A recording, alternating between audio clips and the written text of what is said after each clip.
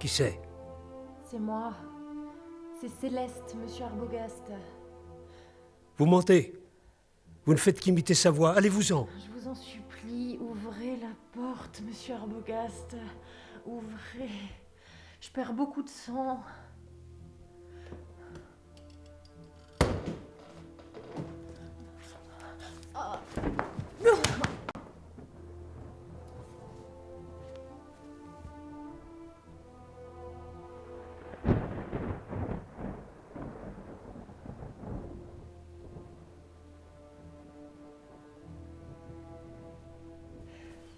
Et qu'est-ce qui s'est passé?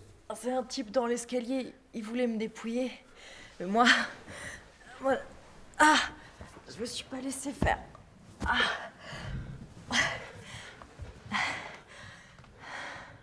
Vous êtes brûlante.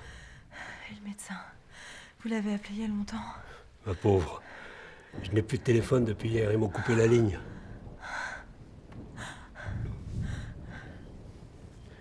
Il n'y a plus personne dans l'immeuble à part moi. Vous ne saviez pas?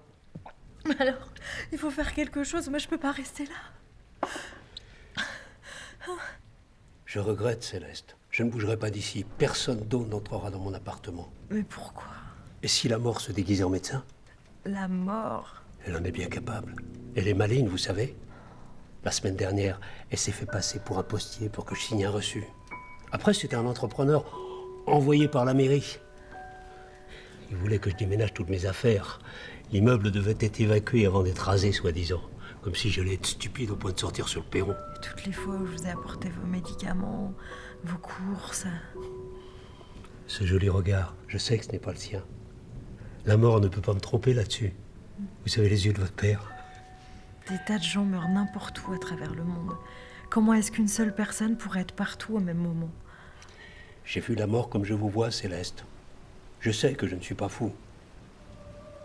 La première fois, c'était il y a 3 ans, à la Toussaint. Je revenais du cimetière et j'attendais le bus assis à côté d'une jeune fille. Et puis un jeune homme nous a rejoints, très élégant, le regard éteint, les cheveux noirs. Il n'a pas dit un mot, mais son regard me fascinait. Quand le bus est arrivé, je me suis levé pour y monter, et alors qu'elle allait me suivre, le jeune homme a effleuré l'épaule de la demoiselle. Elle est restée figée d'effroi. J'ai pu lire la terreur dans son regard.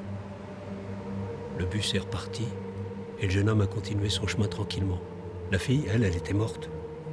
On a retrouvé son corps sous l'abribus le lendemain. C'était écrit dans le journal. Mais ça ne prouve rien. J'ai revu la mort plusieurs fois depuis.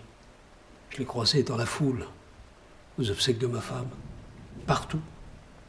Personne ne prenait attention à elle. Mais moi, je savais. Son visage n'aurait rien dit aux autres. Elle pouvait être n'importe qui. Une étudiante, un chauffeur de taxi, un enfant.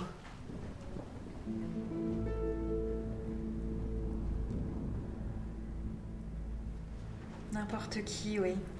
Vous? Allons, monsieur Arbogast. De quoi est-ce que vous avez peur? Je vous effraie tant que ça? J'ai essayé de vous faire du mal.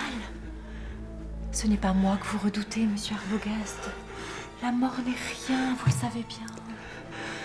Ce qui vous effraie tant que ça, c'est l'inconnu. Laissez-vous faire. Non. Faites-moi confiance. Je peux pas. Il n'y a rien à craindre. Absolument rien.